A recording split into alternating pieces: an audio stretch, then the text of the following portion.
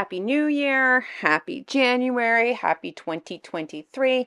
I don't know, I can't tell if I'm hot or not. Let's get into a TBR, or shop your shelves, etc., for the month. I'm hoping to get this out in the first week of January, so hopefully I am good. I made a TBR. It's already out of control. It is the 3rd of January as I'm filming this, so let's just do this before things get too crazy here, okay? Because people keep adding things to my list, and we need to get this going.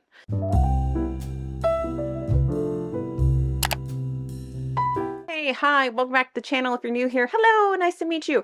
My name is Alyssa. I talk about books. I have a Patreon. I have a podcast. I co-host with my friend Naomi. I have too many things. I have too many things, and I do too many things, and my life is all about books. That's my entire personality. It's 2023. I am in a not in the middle. I'm at the start of a no-buy, low-buy year where I will be attempting to really not buy any books unless I buy those books on exchange, so I must sell books to get books. So we are really going to be relying heavily on the shopping of my shelves for the year of 2023. So let's jump into what I am reading this month, what I am attempting to read this month, what has already been added to my list of books to read this month, because books keep showing up and people keep being like, hey, you want to buddy read this? And I don't have the ability to say no.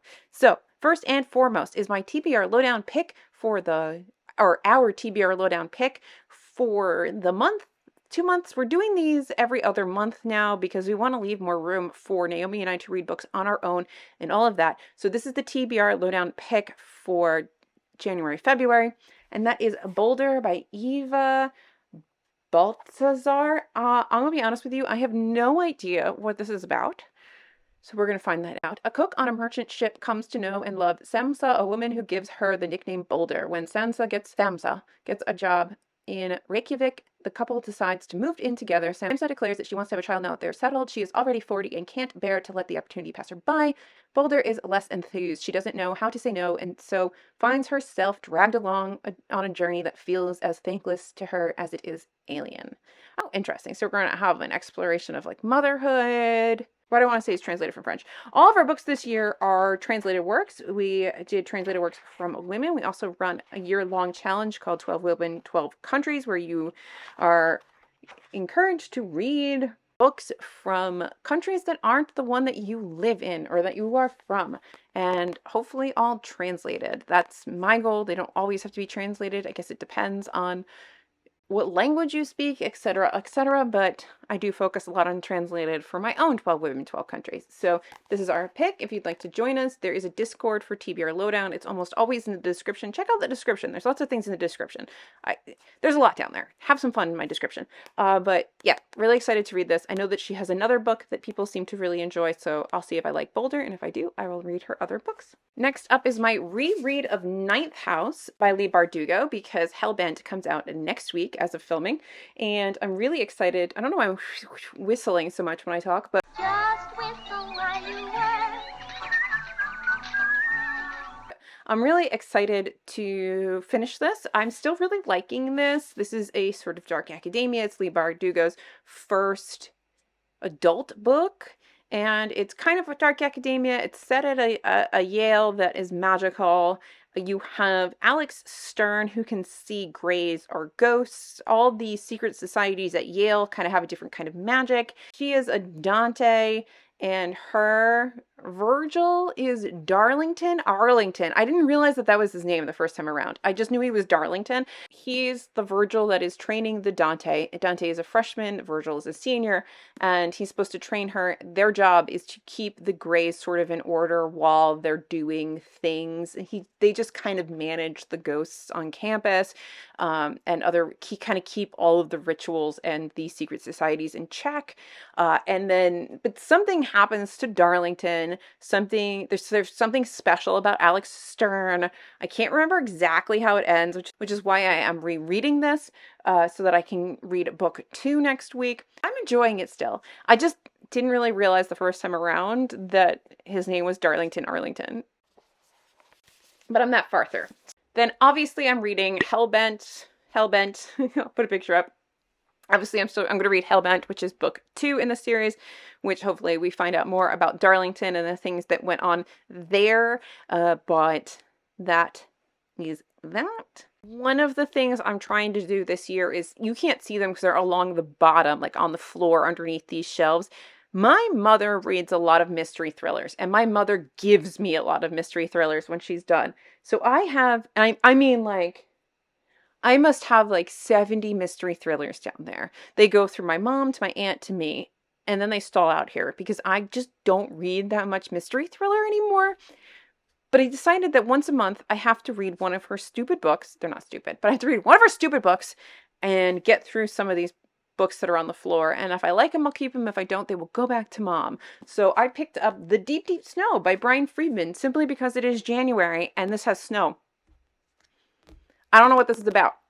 An intense emotional mystery that spans a decade in the life of a small town. He's a best-selling author. It brings us an unforgettable heroine who discovers the dead may sometimes be easier to rescue than the living. Don't know what that means. We're going to read it. It has snow. It has snow. It has snow. This is snow. Snow on the cover. There's snow in the title. It seems like a good January book. My Albatross Around My Neck. Still technically reading kin. I mentioned this in the beginning. I have a Patreon. There is a book club. We pick a book. We read it every month. It's a very small Patreon. There's not a lot of us. If you'd like to join, please consider joining. It supports the channel, it supports me, and we have fun. I'd like to grow a nice little community over there, and we have a little Discord, we chit chat, etc., etc.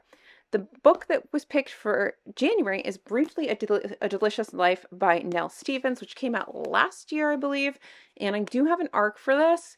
And then I also picked it up. I have an arc for this that I've been meaning to get to, and I picked it up at the hardback sale from Barnes & Noble because I want to read this so badly that I keep getting copies of it, but I haven't read it. So this is, when I was alive, I lived in a time of beautiful men. After I died, I found myself in a time of beautiful women. Blanca falls in love with George Sand the moment she first sets eyes on her, kissing Frédéric Chopin in the garden of an abandoned monastery in Mallorca. It's the winter of 1838, and Blanca has been haunting the village of Valdemosa? I don't know. Since her untimely death hundreds of years earlier, and in all that time, she's never seen anyone like George, the striking woman in a man's clothing. The villagers, however, are more alarmed than enchanted, and they soon become suspicious of George's dress, of the couple's foreignness, of Chopin's persistence, and alarming cough, and of what exactly they're doing there. I don't know, it just sounds fun. It's a debut. It sounds interesting. If you've read it, I'd love to know. If you want to join the Patreon. Sorry, there's just like a lot of, literally this list has gone out of control. I was only going to pick a handful because I'm trying to read a little less so that I have more time to write this year, but we're starting off already overwhelmed. So that's the thing. I picked up for fun because I couldn't help myself on January 1st. I started 4 books on January 1st, and one of those was A Lust for Blood by Casey Smith. This is a paranormal romance that currently is spanning 2 different timelines. You have a man who's like a demon hunter, and he's in like the 1700s, and you have a demon lady that's, I don't know, she like sucks blood and eats hearts or something, and she's got like white hair, and she's currently in like the 1100s, something like that. And that's as far as I've gotten. This is book 1. It's a series. There's going to be like forbidden love going on. She used to be able to control her bloodlust, but now she can't because she was cursed by some person, and she wakes up in like a bloody massacre and realizes that she's the one who massacred everybody. It's kind of violent and I'm enjoying it. And it's beautiful because that's my unplugged edition that is gorgeous. I started Greek Lessons by Han Kang, which is also our TBR Lowdown pick, I believe, for April, I want to say, or May. It comes out in the middle of the year and it is okay so far. I started this because I got an early e-arc from Hogarth, and I started reading it with somebody in one of my Discord groups that I'm in, and it's okay so far. I am not as in love as I have been with other Han Kangs, at least from the initial get-go. There's like a sinisterness and darkness, and there's something so far that's missing. But from what I understand, you have a young woman who has lost her voice. She seems to lose her voice for psychological reasons, like trauma, something like that. Something happens and then she just goes mute.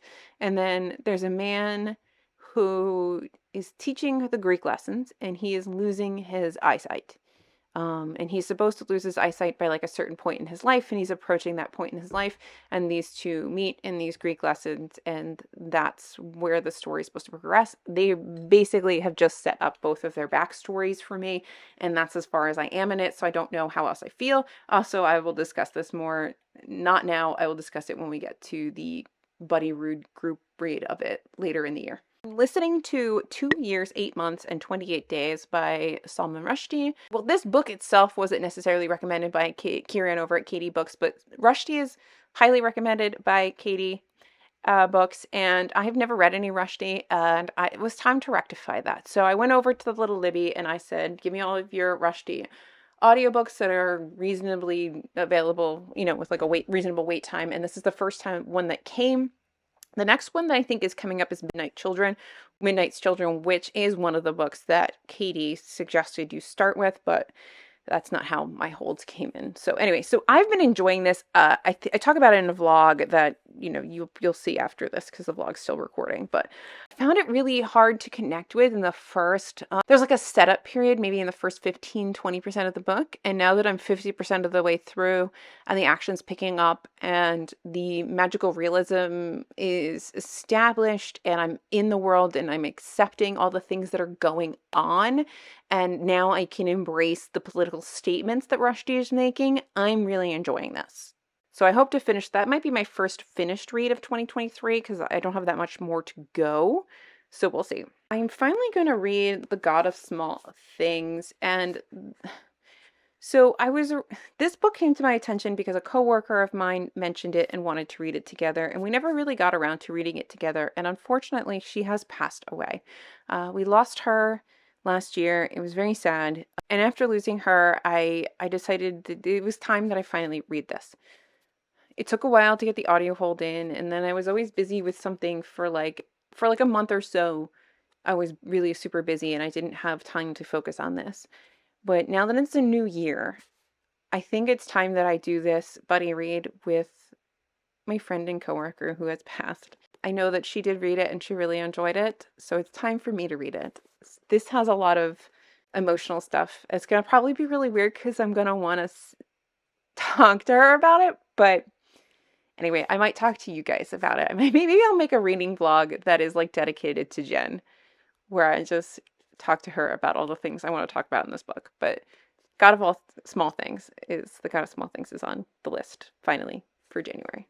I went through my Libby holds to make sure that my list included the Libby holds that are probably going to come up while we're in the month of January. And one of those holds is finally Eileen by Ottessa Moshfegh, and I am super excited to get to Eileen. I need to know what the fuss is about with Eileen. I need to understand the memes. I need to understand everything. I am working my way through her catalog. After Eileen, I have the short stories, Homesick for something. And there's another book that somebody told me about, and I can't remember. I think it's in one of my comments, so I'm going to have to go through my comment sections. I think it's in the comments for A Death in Her Hands. But there's another like lesser known novella or short story that I need to get my hands on. And then I think that's everything thus far in the Ottessa Moshfegh world. And then I can maybe like tier rank them. I don't know. I'm really excited for Eileen. And I really hope that my excitement doesn't put Eileen in that like weird category where the hype makes you not like it. But I have been trying to avoid any actual discussions about like what Eileen is about. I haven't been reading blurbs. I haven't been doing anything. I'm trying to go in as blind as possible. I just know that people really like it. So I'm curious to see why people really like it. And then my last two books are Wolf Hall by Hilary Mantel, which I don't know if I really need to talk about this. I think everybody knows Wolf Hall, but Naomi randomly sent me a buddy read for this yesterday and was like, hey, so we're going to buddy read Wolf Hall. She sent me a buddy read through Storygraph. Yeah, so I guess I'm starting this week because I think she's already started it. So this will be like book 6. So when we're done recording today, I'm hoping to get some reading done so I can make some room for Wolf Hall. Wolf Hall, everybody. Wolf Hall. And then finally, every month we've been doing a Read the Booker, and we're gonna read The Winner this month, which is really exciting. So I'm finally gonna read The 7 Moons of Molly Almeida. Molly Almeida. I read good. I also have no idea what this is about. I don't like knowing what books are about. My TBRs are really not for me to tell you what they're about. But I'm excited to see if I like this. The cover is stunning. And see if I agree. Should be the winner of the Booker Prize. Because, like, who am I to judge the Booker? I mean, I don't know. I guess if Jez... God, I am dying for a piss.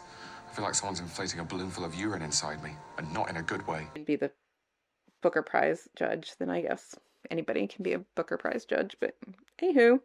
Colombo, 1990. Mali Almeida, war photographer, gambler, and closet gay, has woken up dead in what seems like a celestial visa office. His dismembered body is sinking in the Beira Lake, and he has no idea who killed him.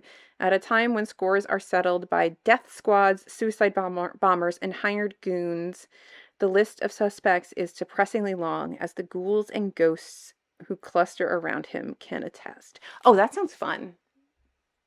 Okay, I think I'm going to like this. Is it a Booker Prize winner? Like, I don't know, but I'm going to like this. That's the 13 things I'm either currently reading or going to read this month. Here's a random stack of books that I'm going to attempt to get in frame. 13 books. 13. I don't know how to show these to you. Somehow, look there, books. I'm reading books this month. What books are you reading? Tell me down below. Anyway, if you enjoyed, please consider liking and subscribing. Consider joining the Patreon if you'd like to support the channel and read briefly a delicious life with me over on the Discord. Otherwise, I will see you guys in my next video, whatever it may be, because it's my channel and I can do whatever I want. Bye. So just sit with me, talking to the night until the morning, building chemistry. I don't think I ever wanna go come closer next to me, trying to find another way to say this, but